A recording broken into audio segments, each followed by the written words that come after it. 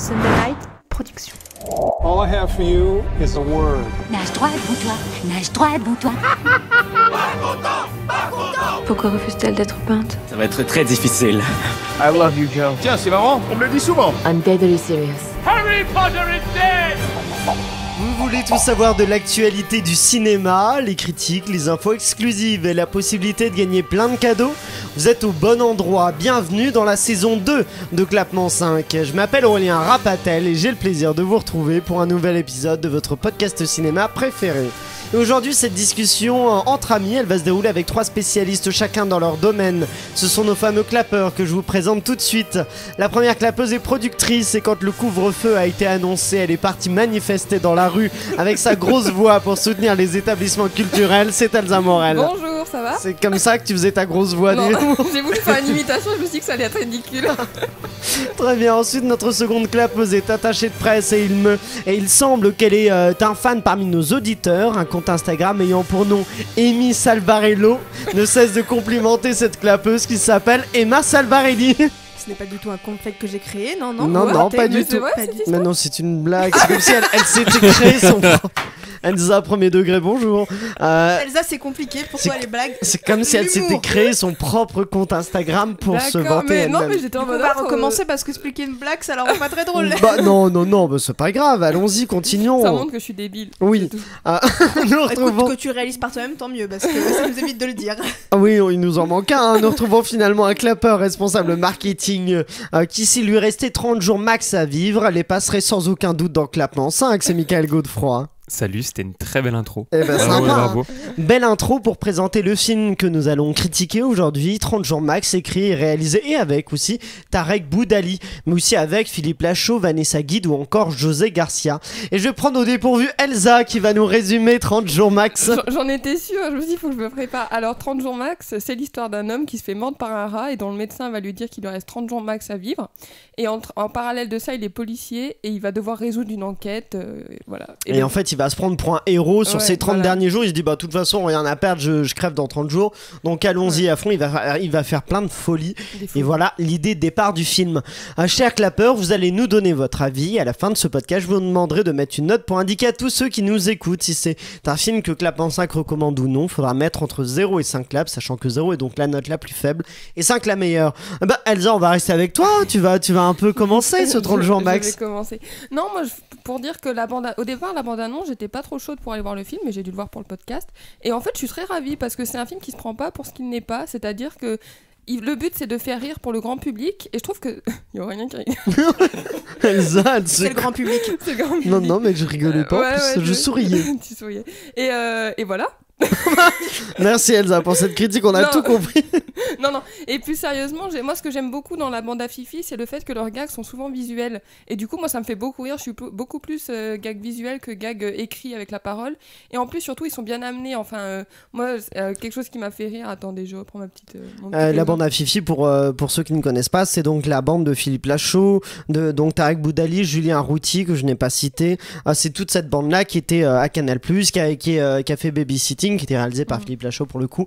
Et Tarek Boudali, d'ailleurs, c'est son deuxième film après Épouse-moi mon pote, qui avait été un bon succès au cinéma. J'avais pas vu, mais bon, on revient à la critique. Ah bah, très bien, c'était une petite parenthèse. Il y a Mickaël qui veut réagir avant. Alors justement pour les gags, je me suis amusé comme ça à compter le nombre de gags visuels qu'il y avait. Donc là, juste comme ça, pas trop en me concentrant, j'avais quand même 9 gags visuels. C'est insupportable. Enfin, moi, j'ai trouvé ça insupportable. Insupportable, pourquoi? Franchement, visuel, il y en a on partout. parle donc non, mais visuel, donc... de personnes qui, par exemple... Genre le pu, là. Il y a oui, ah, c'est ça, des gags. Il y a deux tours. Il y a aussi, là, il y a un moment, il y a une grand-mère qui va ouvrir une porte et elle est trop lente. Voilà. Et du coup, avec un bélier, il défonce la porte, ce qui projette la grand-mère. C'est dans la bande-annonce, hein, je précise. Alors, pour le coup, je trouve que là, j'ai parlé juste des gags visuels. Il y en a plein, donc quand ils tombent dans la poubelle... Il y en a pas que 9, hein, il y en a beaucoup. Il y en a beaucoup, mais coup du bélier, dans la boue, José Garcia, le scooter et plexiglas, l'homme canon, l'incendie extincteur, quand il tombe de l'immeuble, il y en a énormément. Je trouve qu'il y en a beaucoup trop personnellement. Il y a aussi des blagues avec... Pourquoi c'est un problème, les gags visuels? Je trouve qu'il y en a J'ai trop. l'impression d'être l'avocat des gags visuels. Non, franchement, j'ai trouvé qu'il y en avait beaucoup trop.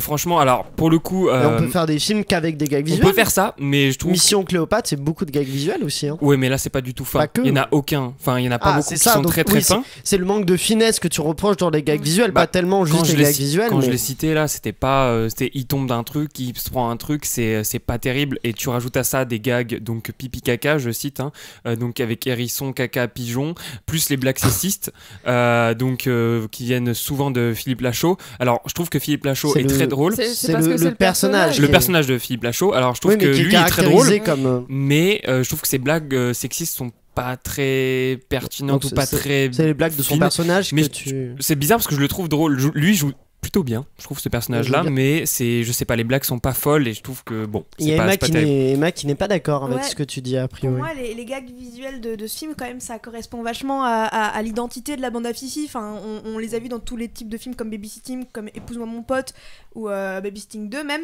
Et je trouve que ça leur va bien. Ça reste de leur inspiration. Ça reste tout ce à quoi ils tendent et les films qu'ils regardaient quand ils étaient plus jeunes. Et moi, je trouvais que ça marchait bien parce que même s'il y en avait beaucoup, ils étaient bien parsemés autour du film. C'était pas sorti comme ça de nulle part de son contexte.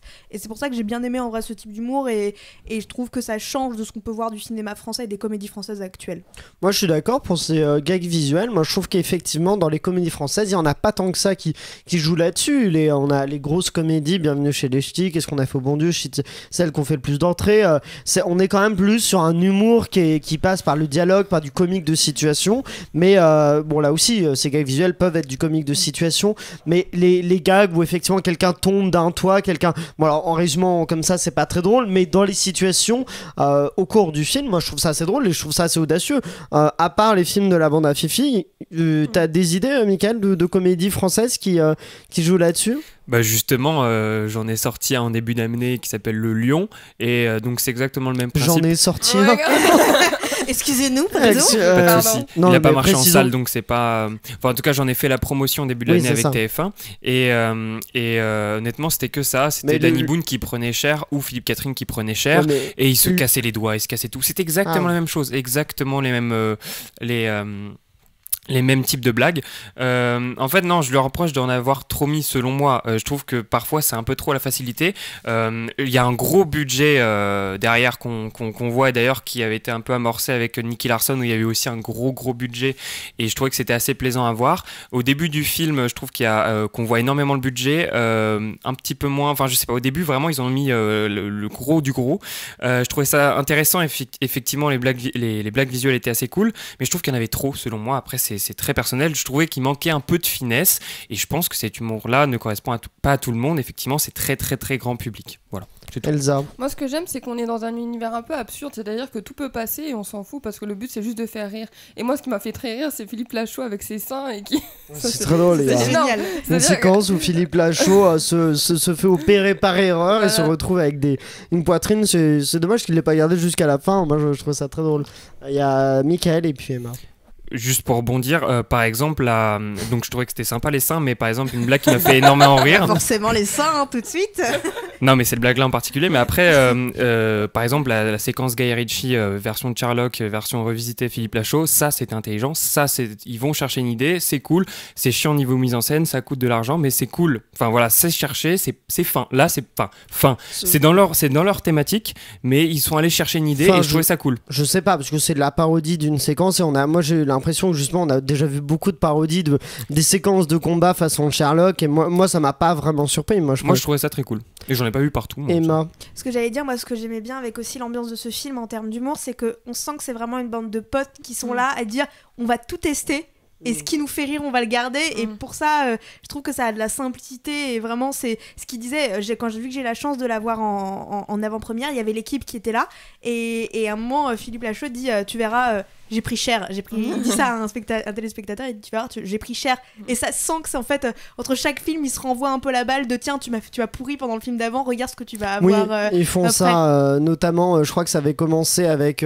Avait commencé, je sais pas, mais il y avait notamment dans le film Épouse-moi mon pote, ou du coup, le précédent film de Tarek Boudali, où il avait fait se retrouver le personnage de Philippe Lachaud dans des situations terribles. Donc, Lachaud s'était vengé dans Nicky Larson, où le personnage de Tarek Boudali était vraiment assez ridicule, et il y a un échange de ping-pong entre les différents films.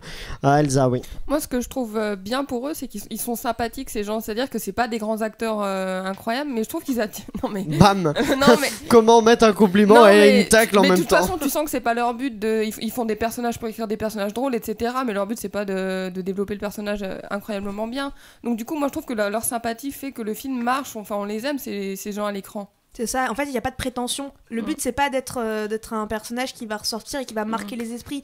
Ils veulent juste partager une bonne ambiance et quelque chose qui les fait rire avec des gens et partager ce sentiment en fait qu'ils ont entre eux et moi je trouve que le sentiment qui ressort c'est que t'as l'impression de faire partie de toute cette ambiance et ils incluent le public dedans, je trouve. Ouais. Et niveau jeu d'acteur, vous en pensez quoi du coup ? Bah du coup c'est ce qu'on vient de dire, c'est sans prétention. Sans prétention. Ah non, moi je croyais que vous parliez de l'histoire, parce que vous...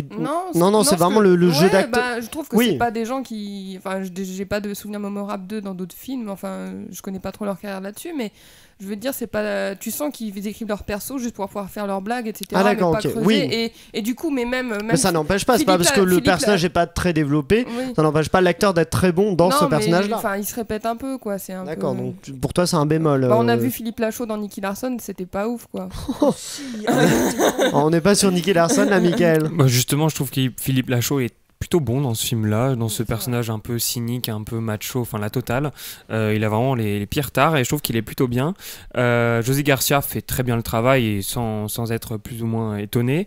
Chantal Latsou, alors je voulais faire Chantal Latsou parce que ça m'a fait rire qu'elle soit dans ce film. C'est étonnant quand même qu'elle accepte ce genre de rôle, c'est vraiment très drôle. Elle était déjà dans Nicky Larson, elle est accrochée à la bande à Fifi, maintenant c'est une fidèle. Dans l'avant-première, elle disait qu'elle adorait jouer avec eux. Elle expliquait que vraiment c'est un plaisir à chaque fois qu'il leur propose un rôle parce qu'elle aime l'équipe, elle aime les rôles qu'il lui propose. C'est un plaisir, Philippe. L'imitation de l'enfer. Mickaël. Par contre, du coup, on peut parler de Marianne Chazelle. Oui. Qui joue donc la grand-mère de Tarek Boudali, du personnage. Alors tout l'arc narratif autour d'elle, c'est un peu bancal. C'est amusant, mais en fait, contextualise-le. Alors en fait, c'est la grand-mère de Tarek Boudali dans le film qui est fan de télé-réalité. C'est très drôle. Donc déjà c'est assez drôle effectivement. Une mamie sur son canapé devant les anges, on imagine les anges de la télé-réalité avec un coude. Et dans cette même maison, il y a l'ex de Tarek Boudali qui a littéralement squatté cette maison-là. Et au moment où Tarek Boudali décide du coup de tout lâcher quand il a appris qu'il était malade, il donne de l'argent à sa grand-mère et du coup cette grand-mère-là, l'ex va en profiter pour l'ex qui est incarné par Rim Kérissi. Oui. Va en profiter pour entourlouper sa grand-mère et de la faire devenir une star de télé-réalité. Enfin, elle va essayer, on va dire. Et c'est tout un arc narratif qui dure assez longtemps, souvent. Enfin, il y a des vraies scènes un peu longues, tout ça. Et en fait, c'est drôle par moment, mais on s'en fout un petit peu. Enfin, il y avait ce côté où genre ça casse un peu le rythme en plus et t'es en mode on s'en fout. Moi je trouve que l'idée est très bonne, mais je trouve qu'en fait elle est pas amenée assez loin. Et je trouve qu'effectivement parce que l'idée de cette grand-mère c'est tenter de la faire participer à une émission de télé-réalité, mais moi je voulais la voir participer. Moi je trouve qu'ils auraient dû aller jusque là. Et à la fin je suis resté jusqu'à la fin du générique en me disant on va voir Marianne Chazelle dans une émission de télé-réalité, ce qui n'est pas arrivé. J'étais très déçu. Je m'attendais à quelque chose à la fin, je me suis dit il va se passer un petit gag comme ils avaient fait pour alibi.com. Ah d'accord, c'est tout. Emma. Moi je trouve qu'il faut faire une mention spéciale à quelqu'un qu'on oublie tout le temps dans la bande, c'est Julien Arruti qui je trouve fait partie, il me fait mourir de rire à chaque fois et pourtant on n'en parle pas, on met toujours en avant Philippe Lachaud, Tarek et alors que lui aussi est extrêmement drôle et ses rôles sont peut-être un peu plus minimes mais il les joue super bien et enfin moi... pour le coup moi je trouve son rôle pas très intéressant ici dans 30 jours max parce que c'est vraiment le rôle du Fayot Fayot, sauf que c'est juste ça pendant 1h30. Il y a pas, à part le moment où il prend de la coke et là il devient, là je le trouve beaucoup plus intéressant. Mais alors tout le reste, je trouve qu'il y a aucune nuance. On parlait des personnages qui n'évoluaient pas beaucoup au cours de, qui n'étaient pas forcément des mieux construits. Et je trouve que le sien n'évolue jamais, sauf juste ce petit laps de temps où il a pris de la coke. Mais je trouve que c'est dommage. Il y avait moyen de faire un personnage Fayot, pourquoi pas, mais plus fin, ou peut-être l'interpréter ou alors l'écrire de façon un peu plus fine que ah oui il a raison, tac, ah c'est le meilleur lui de toute façon. Je trouve ça pas. Moi il m'a fait rire et c'est ce que Non, mais il est j'attendais. drôle, mais, Et la scène de la coke, mention spéciale à la scène de la coke, elle est incroyable. Très très drôle. Franchement, mais vraiment c'est le moment où j'ai le plus ri du film. Michael. Mais c'est vrai qu'il a un rôle assez ingrat à chaque fois et je trouve ça dommage qu'ils le mettent pas un peu plus en avant. C'est vrai que la Philippe Lachaud était un petit peu en arrière comparé à Tarek, mais c'est vrai que ce troisième personnage-là, même Vanessa Guide, finalement on n'en a pas parlé, ça fait Vanessa mal pour Guide, elle. oui, on n'en a pas parlé. Ça fait état aussi de sa présence dans le film. Elle joue un personnage qui est un peu support quand même. Exactement, elle a rien pour elle. Elle joue une policière. Non mais c'est intéressant parce qu'elle joue en fait c'est le seul personnage intelligent du groupe. Bah, c'est une policière courageuse, tout ça, intelligente et donc c'est très bien. Mais en même temps ça fait qu'elle est pas mise en valeur vraiment. Son personnage est un peu fade. Il y a une scène un peu drôle où elle escalade une barrière. Ah oui. Puis voilà. Comment résumer Comment résumer la présence de Vanessa Guide dans le film? Non, mais ce que je veux dire, c'est qu'elle aurait pu être plus mise en avant dans les gags, etc. aussi. Elle aurait pu, je sais pas, mais. C'était une grande barrière quand même. C'était une grande barrière. Elle explique super mal la scène aussi. C'est une barrière de parc en fait. C'est genre. En termes de réalisation, qu'avez-vous pensé 30 jours max, Elsa? Alors moi je suis pas une grande spécialiste des comédies, donc dans la réalisation de comédies, donc moi j'ai trouvé que c'était classique, enfin je veux dire... on a fait la semaine dernière la critique de Mon Cousin, qui est une comédie, qui a une réalisation marquée. Là c'est beaucoup, c'est en termes de montage, je trouve que c'est beaucoup plus rythmé par rapport à Mon Cousin, je trouve que ça marche mieux, mais après il y a pas des comment expliquer, des trouvailles, je dirais. Il y a pas de trouvailles de réalisation. Emma, t'es d'accord? Ouais, je suis d'accord avec Elsa. C'est là où on revient sur l'idée que c'est le côté sans prétention. Je pense, c'est pas énormément travaillé et je trouve que, enfin, je trouve ça dommage de dire ça parce que je suis sûre qu'il y a énormément de travail derrière ce film quand même, mais voilà, c'est pas ce qui en ressort en premier, mais ça marche bien, enfin c'est pas ce que j'attends en tout cas de ce groupe là, et encore une fois je trouve que au final c'est pas très travaillé, en tout cas c'est ce qui en ressort, et ça me plaît, moi j'aime bien parce que je passe juste un bon moment et je ressors contente de ce film et de l'avoir vu plus que certaines comédies qui ont plus marché et où je suis ressortie là en disant Michael, toi la réalisation, t'en as pensé quoi? Ils essayent un peu de s'amuser par moment, mais on voit que c'est pas leur priorité. Donc, comme je l'avais dit tout à l'heure au début du film, on voit, alors, je sais pas si des plans drone ou quoi, par rapport à l'intervention qu'il y a au moment d'essayer d'attraper le rat. Il y a aucun jeu de mots là-dessus. Le personnage de José Garcia. Le personnage de José Garcia. Après, tu sens qu'il a envie de s'amuser. Donc, quand il saute de l'immeuble avec des scènes d'action qui sont par moments intéressantes, mais c'est pas leur priorité. Ils ont envie de voir. Il y a la scène du ralenti quand ils rentrent. C'est une réalisation qui illustre pour toi. Qui illustre, ouais, voilà, c'est ça. Quand ils rentrent dans le commissariat en mode ralenti, c'est slow motion, c'est assez rigolo, voilà, mais c'est pas leur priorité. Eux, c'est surtout faire rire. Emma. Sachez que Tarek a fait toutes ses cascades lui-même. Quasiment toutes ou toutes? Il l'a dit, il a tout fait, il a voulu faire comme Mission Impossible. Mais ça c'est très impressionnant. Et il a dit j'ai voulu tout faire, c'est pour ça que je me suis cassé une côte, mais j'ai tout fait. Avec non mais puis il y a des séquences d'ailleurs en séquence un peu comme ça, il y a un moment où, alors je suis pas sûr qu'il l'ait fait en vrai pour non mais il l'a fait lui, mais c'est peut-être sur fond vert où il escalade entre deux immeubles sur le fil, ça c'est... Ça, je sais, il en a pas parlé, mais en tout cas, il a dit que... Mais cette séquence-là avec un pigeon qui vient interférer dans ce passage, j'ai trouvé ça... Parce qu'en fait, moi, ce qui me fait peur dans ces comédies-là, c'est que c'est des comédies audacieuses, on l'a dit, en termes d'humour, tout ça.